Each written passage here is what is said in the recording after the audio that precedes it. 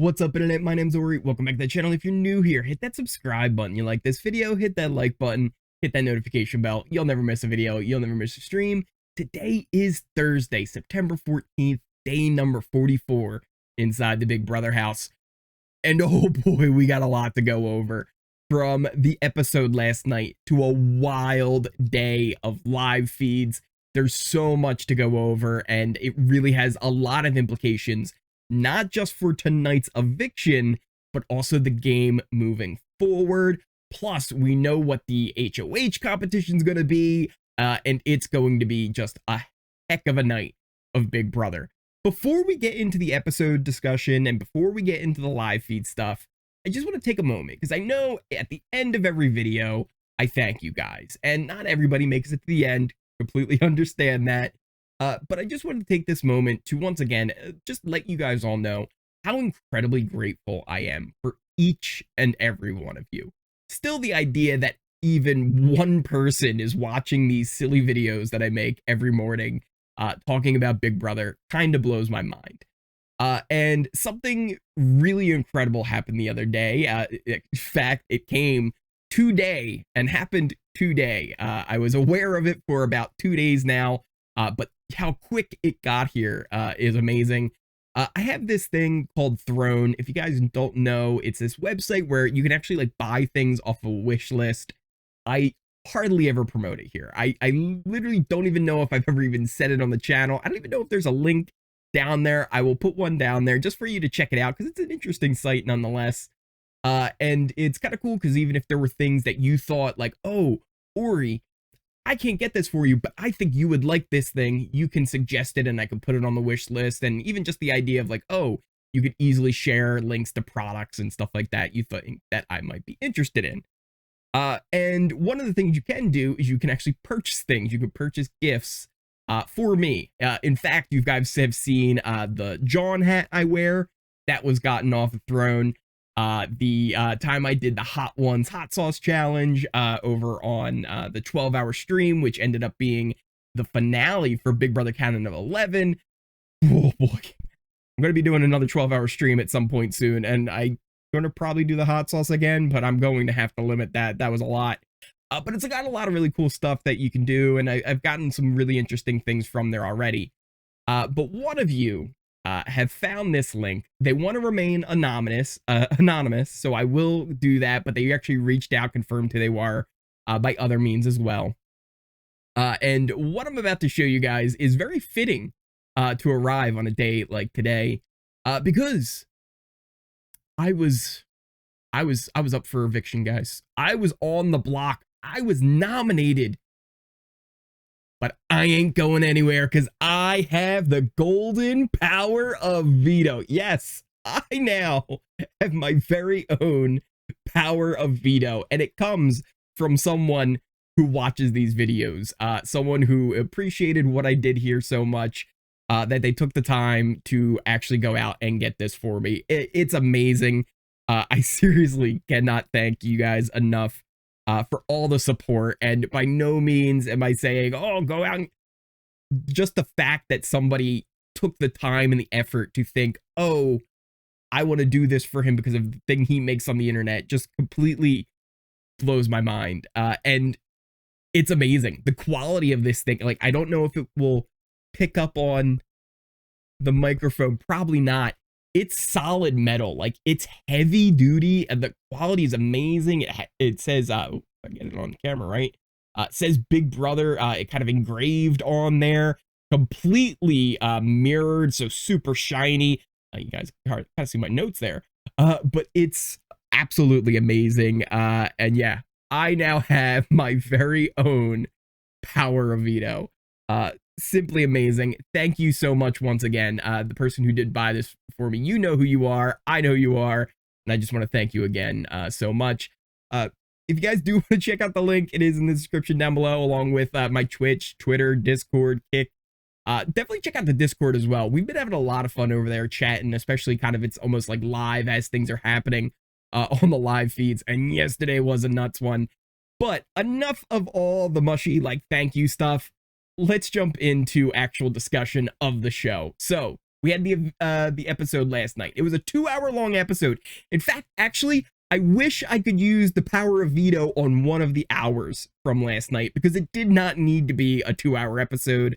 A lot of people are probably wondering, Cory, why do you think they made it a 2-hour episode?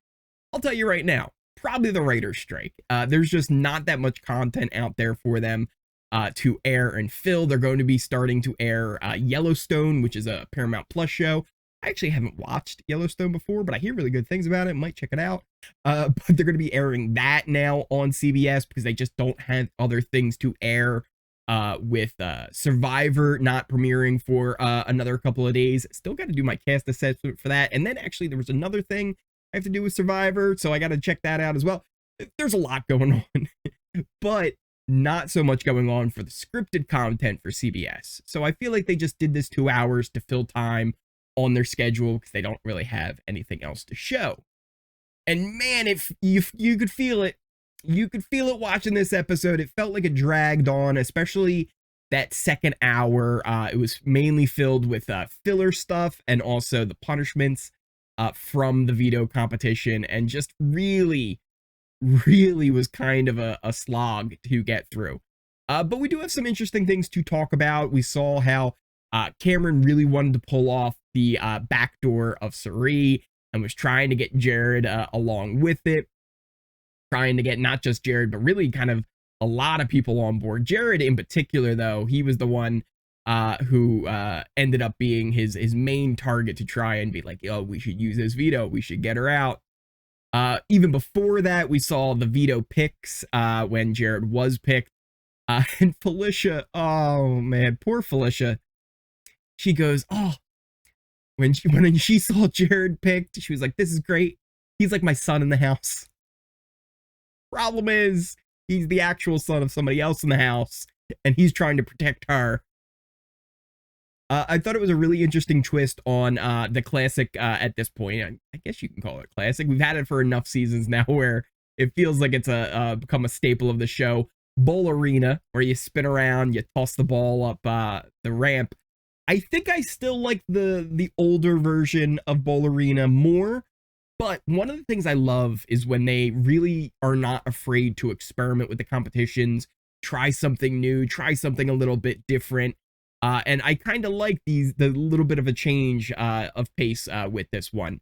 It really was a glorified ad for Buddy Games. Josh Duhamel was hosting the whole thing. I almost feel bad for Josh that he had to sit through this as well. It was a very hot day in that backyard. You can see everybody sweating. Josh was sweating through his shirt. Felicia, not only did she have two like really scary falls where I was like, oh, I hope she's okay. But then actually kind of almost passing out there at the end of a real kind of scary moment. Luckily, she's okay. But yeah, I did kind of like some of the twist up to it. That spinning floor, I felt really added more to the competition. It was kind of dangerous, if we're being really honest. And then also just the idea of like rolling it up and getting the numbers makes it a little bit more of a crapshoot, right? Like there's skill in being able to kind of get your balance, but hey, if you can just get the ball up the ramp, it doesn't guarantee you a good score. And there still is a little bit of a play in there and variance on what your actual positioning will end up being. So I really did like all that. As far as how the competition went, Izzy ended up getting out first. She got the veto, but it didn't last long because Cameron was out second and he took it from her, meaning that Izzy got the Piggy Pals punishment. She ended up picking Cam later on for that, where she had to transfer cups of dirt from one end to the other within 12 hours, over 2,000 cups between her and Cameron. They were able to complete that, and they rolled around in the mud. It was a whole thing. It took them all night, though.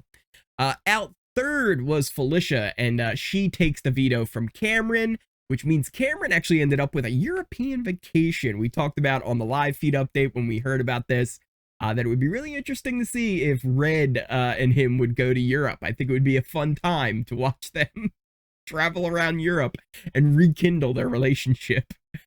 Jared ends up coming in fourth, and he takes the veto from Felicia, and she's like, oh, well, if Jared takes it, that's fine. He'll save me. Oh, honey. Oh, no. Felicia ends up getting the kayak punishment, which she chose Cirie, who Jared's really trying to save this week as the person she has to do that with. They had to walk around in a kayak the whole time. It was like this dual-seated one, so they couldn't go anywhere unless they were in the kayak. The struggle of them getting into the diary room was really pretty funny, too. It really reminded me of that episode of Friends. Pivot! Pivot! You gotta pivot! So that was kind of funny. Out after Jared in 5th was Jag. He ended up getting 5K, which he's like, you know what? I'm just going to keep this. Jared, you can have it. You can have the veto. It's all yours.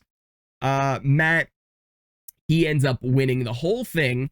And he gets the Dumelomaniac, which he thinks is going to be a prize of some sort.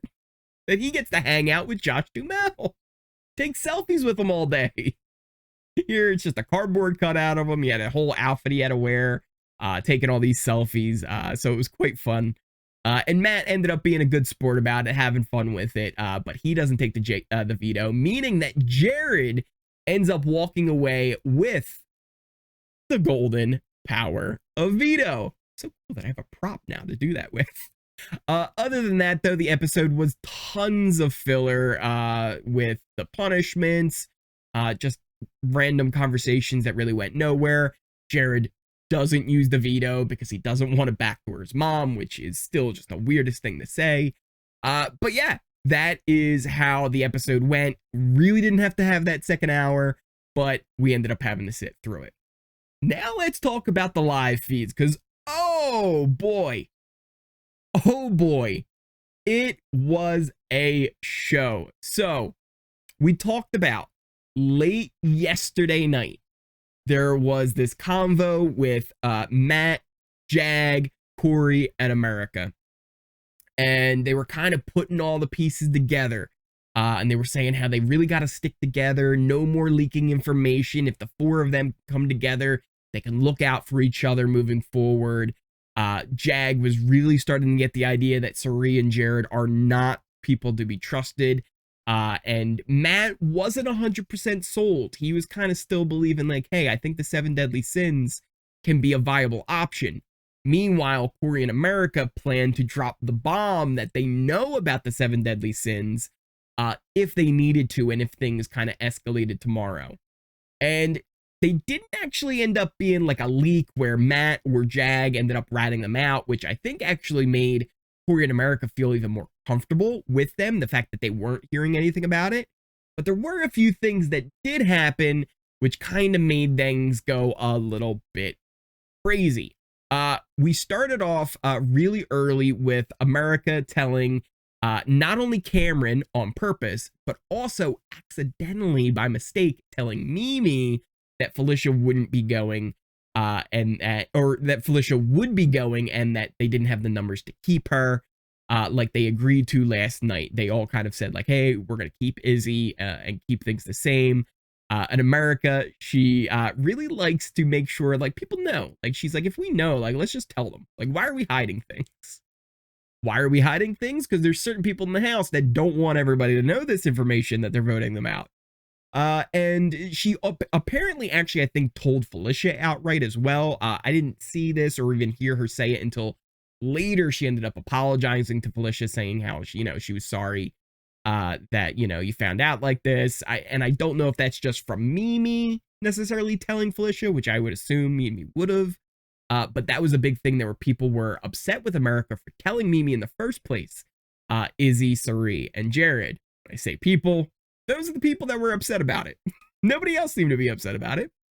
And that was kind of one of the first things that came about. The other thing was, because of this and just all of the America situation, they really have been trying to push Cory and America apart.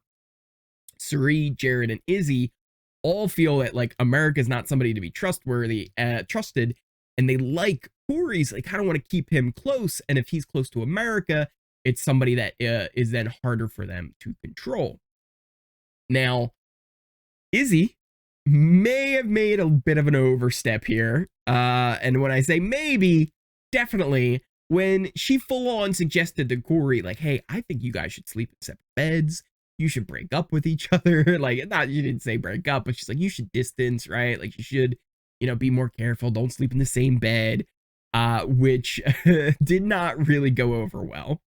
And in fact, that was kind of a thing that caused Cory and America to kind of fake a breakup and kind of pretend they were on the rocks. Nobody really believed it, but it did mean that Cirie, Izzy, and Jared felt like they still had Cory, since he's like trying to be nice with them. They were like, oh, well, this kind of makes sense, right?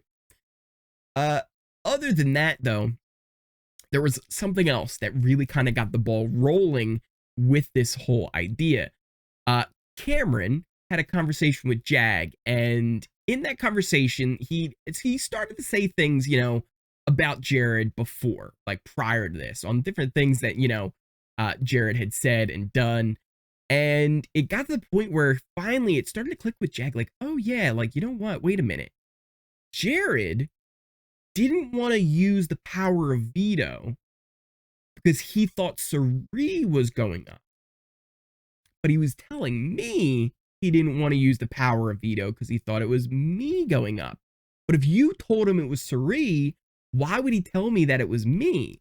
Like, that's not really adding up there. Like, why wouldn't he use it? Because then we would have just kept Cirie and voted out Izzy. It didn't really make a lot of sense to him. So again, starting to realize, wait a minute, Jared and Cirie are way closer than we are all realizing. He knew that Cirie probably told Jared about Matt's power, and that's how he found out. And he's like, wait, like, this isn't adding up. So he goes and he meets up with Cory and America, and he's like, listen, do we really want to consider this? Because I'm strongly considering it. And Cory goes, you know what? I am too. In fact, this is how much I'm considering it. Jag, I'm trusting you. I played in the power competition. And Jag was like, let's go. So they really then decide, they're like, yeah, let's do this. We're going to evict Izzy. We've got Mimi and we've got Bowie. The 5 of us, that's all we need. But we want to get Matt. We don't want to leave Matt out of this. We've got to figure out a way to kind of make sure he's on board. And they end up having that conversation. But before they do, Cory goes and he meets with Mimi, starts filling her in on everything that's kind of going down as well. They actually form a bit of a final 2 here that they've got a name for, called the Writer's Room. They're flipping the script on this thing, baby. And he gives her a rundown of what's going on. He doesn't give her every detail, which may end up hurting him in the long run because there were things he left out. But I'm sure he can kind of, you know, smooth over that, where he's like, yeah, I just didn't want to bombard you with everything. I just kind of gave you the need to know kind of stuff. And I told you, right, there was groups that, like with me, there were groups with you, like there were tons of groups out there. But Mimi's smart enough, like, she didn't need a lot, right? Like, once she heard like a couple of things, like, you know what, that, like, this is really making a lot of sense. And she was getting bad feelings as well. And I think one of the lines that really stuck out with her was that they were going to leave her out of this vote, and they were going to vote for Izzy to stay and for Felicia to go. And one of the things that Cory said to her was, you were going to be Bowie Jane this week. And I think that really stuck with Mimi. And this was kind of that moment that we were waiting for with Mecole, was we knew she had it in her. We knew that she knew what was kind of going on, and she saw a lot that was happening. But we weren't sure if she was ready to like make those moves when it happened, or if she would just kind of run back to Jared, Cirie. And she is full on committed to this thing. She's in and ready to go with everybody else on the flip. Which, by the way, Flipadelphia, Flipadelphia, Flipadelphia. We didn't even do the Flipadelphia because it's official. We got a flip on our hands. Like I said, with Jag, Cory, and America in, you already had Bowie, you already had Mimi. That's 5. That's all you needed. But again, they didn't want to leave Matt out of the situation, right? Because they knew like everything that was going on. They really kind of realized how much Jared was playing them, and how much of, you know, a core group that Cirie, Izzy, and Jared were becoming, along with Blue, and how untrustworthy she was now. Jag was so shocked about this, and I think that was one of the reasons why he didn't want to believe America, was just, it's like, how could Blue be against me, right? He didn't want to accept it. We then, after we got Mimi on board and made sure she was locked in, we had Jag and Cory meeting up where they were like, listen, let's make sure we get Matt. We don't want to leave him out of this. And this is where a lot, like almost everything was laid out on the table. Cory goes, listen, I've known for about 3 weeks about the 7 deadly sins. And Jag just goes, like, okay. He tells him about his brother and how he played Survivor. For real, for fake, right? Like all that stuff comes out. Cory filled Jag in on all of this, and Jag said, listen, you have to go tell Matt this. He's like, I could, but I think it will mean more if it's coming from you telling him this stuff. I'll join you kind of after and like, you know, fill in the rest and make sure he's on board. But I think if you do it first, this is going to mean a lot. And that's what happened. He went, met up with Matt up in the have-not room, filled him in on everything that was going down as well, told him all the same information. And it was funny because when he goes like, listen, I've known about the 7 deadly sins for a while, for about 3 weeks now. And he's like, do you know who told me? Matt's like, Jag. And he's like, no, Jared. And like, Matt was stunned. He's like, this is a lot. Like a lot was going through him.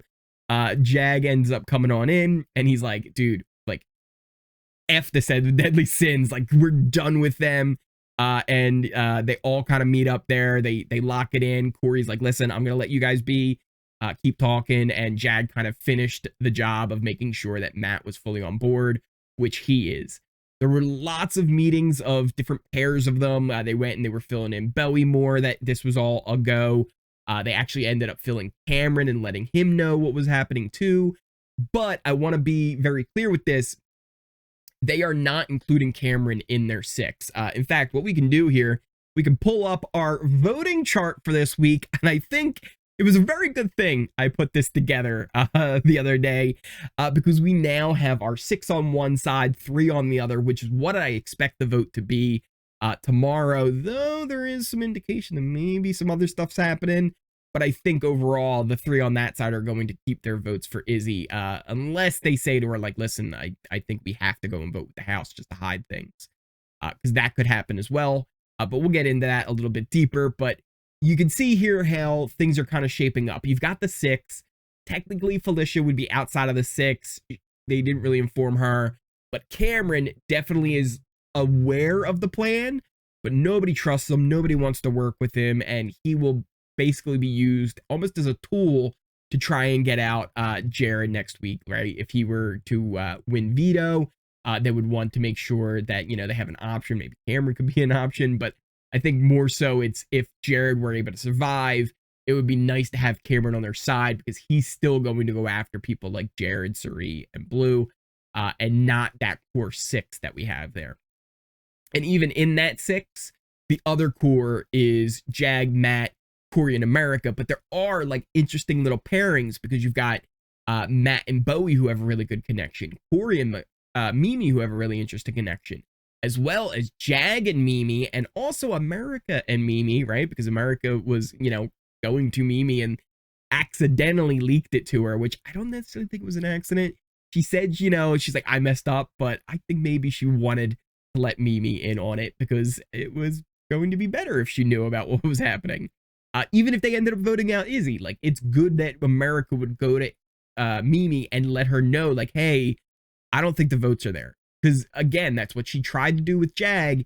Jag didn't want to listen. But by going to Mimi, at least she's smart enough to kind of go, oh, yeah, you know what? America's the only one who didn't lie to me. That was also a big pitch from Cory to Mimi, because the group is a little bit random, right? Like, there wasn't that many things that connected them before this. Like, they were in alliances and stuff like that, all kind of all separately, but not together. And Cory's like, listen, I can see it's weird, right? Like, it's not exactly, you know, a natural group, but there are things there, right? Like, America trusts you enough where she was telling you stuff. Me and you were kind of talking for a while, and it's really interesting to see them all come together here. Some other things that were happening too, is how much Cirie, Jared, and Izzy are aware of what's happening. Throughout the day, like, they noticed the scramble, they knew what was going on, but Izzy was just kind of doing her normal spiral, right? Like, I think she would have spiraled and been paranoid, even if this wasn't real, right? She still would have had some of this, but especially during the end of the night, that's when things started to get a little bit more extreme for her. There was something else that I did want to mention too, because poor Felicia, they didn't want her to cook, and she kind of refused this. She was like, listen, I'm going to cook, right? Like, I'm going to help. And she ended up having a talk where she could see everybody helping and trying to make it so that she didn't have to cook. She started to get the vibe that she was going to be leaving. She said it to the cameras, she said it to Matt, and Matt told her, like, listen, like, it ain't over until it's over, right? Keep fighting, right? Keep going. But she's like, yeah, you can really tell a lot from people's actions on what's going to happen, because they all were trying to pitch in with the dinner. Another thing that's kind of interesting, not only now am I pretty sure that Blue does know that Jared's mom is Cirie, I think Izzy knows as well. Why do I think this? Well, Jared, Cirie, Izzy, Blue, and Felicia were all in the kitchen, and they were making dinner, right? They were all doing their stuff. Cirie asked Jared for a hand, right? She was like, oh, can you help me, Jared? And he's like, yeah, 1 second, mom. And just kind of the way he said it was very natural and easy. Like, it wasn't like, yeah, mama, see, right? It was just like, 1 second, mom. And immediately after, Blue goes to Felicia and she's like, oh, excuse me, moms, right? Turns around, makes eye contact with Izzy and just kind of gives like a little smirk. And Izzy goes, you know what, Blue, I think you might be my new favorite, right? Because like, I think that either was confirmation of like, listen, I know a thing, you know a thing, like, we know, or it's all they already knew, right? Like, this is something we just haven't really seen on the feeds or confirmed in diary room sessions, but it felt like it was kind of a cover-up situation in case anyone was around to hear. Blue was trying to cover things up and make sure things were good. So yeah, I'm fairly certain. I'm fairly certain not only is Blue fully aware now, but Izzy is aware that Blue knows. So that's kind of interesting. We did also have, again, people chatting about like how things were going to go throughout the night. We had Jag kind of getting in his own head a little bit. He's like, what do we even say to them afterwards? Like, what do we, like, do we tell them like, like, what do we say? He was just so flustered and like getting like paranoid himself. Like, he was like excited for this, but he's like, what do we do? And America's like, we just tell them that we thought Izzy was a better player. Like, it's not that hard. Bowie probably had the best take on it. She's like, why don't we just tell them it was a miscommunication? Like, we just didn't know what was going on. we thought it was gonna be Izzy. She's like, we shouldn't like overplay. Like, that's when people make mistakes. And like, Bowie Jane dropping knowledge about the game up in here. So yeah, it was a wild day. I'm just skimming through my notes here just to make sure I didn't really miss anything too important. There was like a really good, I wanted to make sure I mentioned this because there was a really good convo with Jag and Mimi at the end of the night where they were just kind of going everything. And Jag kind of filled her in more about like how there was like the 7 and all this kind of stuff. And all like the details that really like she didn't get from Cory. And he's like, oh, I'm sure like Cory in America told you. And he's like, well, no. And he's like, oh, that's kind of surprising. Like, I'm sure that, like, they kind of like blew it off. But again, I think that's like a good thing for Jag and Mimi to make that connection, because now if you've got this core 6, you still want to have your little like smaller groups, right? Like, if there's kind of a little trio of Mimi, Jag, and Matt, like, that's something that would be good for Jag. I don't necessarily know if it's a good strategy for Mimi, but still, it's good to have those little connections in there as well, especially as we're getting ready for war here. Like, it's going to be wild after this vote. Now, with Mimi having that late night discussion, and a lot of people kind of having these discussions throughout the night, Cory kind of being upset by the whole situation with America, like they were getting vibes with that. Cirie actually kind of tried to fix that as well by giving him better advice to be like, hey, go make up with her, right? Like, you know, game and personal is got to be separate. She's like, I can't tell you how many times in games like I've done something where I go, oh, I shouldn't have done that, right? So don't let that kind of get in the way. And, you know, Izzy's like, yeah, you know, I probably shouldn't have done that either. So she kind of apologized to both of them. She, I don't think, did a very good job with America, because she seemed to think that was a big reason why there's potentially a flip happening now, because they did start to get more paranoid, because they're like, wait, why is like Mimi upstairs? Like, what's going on? Like, what's happening? So it's definitely going to be interesting. For right now, Jared came in and at the end of the night, and he was like, we're good. Like, I think we're fine. Like, Matt and Cory are not flipping, and that's all we need, right? Like, Jag can do it whenever he wants. Doesn't really matter. There was another thing I wanted to say too as well. I told you about Felicia having that conversation with Matt, and how he was saying like, don't give up yet, right? It's not over. So Felicia starts having a convo with Cirie, and she's like, you know, I'm thinking to make sure I get Jag, I should tell him how he was the target last week, and I was the one who really pushed for him not to be the target. Which really is just throwing like the whole other alliance like under the bus with the 7 deadly sins. Like, it's not good if she says that to him for any of them, which just kind of confirms to them that they should vote her out. But she does end up going to Jag and like telling him this stuff, which he already knew. But it's really kind of funny, because now they might think, wait a minute, Felicia told him that last night and it ruined everything. Oh, but really, the person to blame is Jared. Jared, really all of them, right? All of them got a little bit too comfortable. They got a little bit too relaxed with making sure, like, hey, what information you're giving to who and who can talk to who, and pitting everybody against each other too much. And once Cameron took this shot to kind of make things scramble, it just allowed everybody to kind of see a little bit more of what's happening here, and how close that Jared and Cirie really are. And people's eyes are now open to it. So it's exciting. On top of that, it's the wall competition tonight. Yes, it is an endurance comp that we'll get to watch on the live feeds. So it's going to be a lot of fun going into this, especially after a big blindside.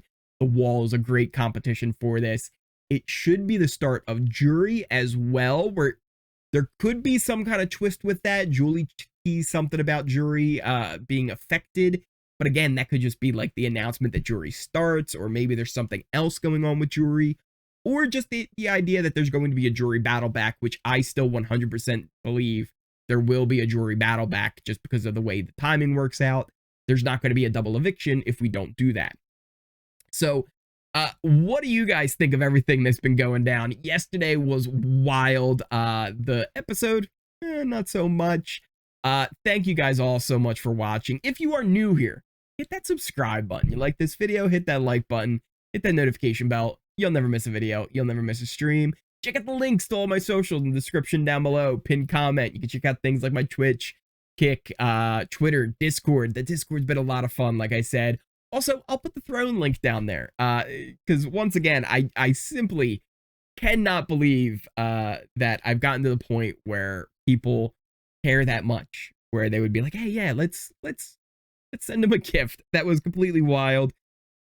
Don't do it. I appreciate it, but you don't have to. But thank you guys all so much for all the support here. It really means a lot to me, and I love each and every one of you, and I will see you next time. Hit flip, baby. Let's one more flip. Flipadelphia. Flipadelphia. Flipadelphia. Flipadelphia. Flipadelphia. See you next time.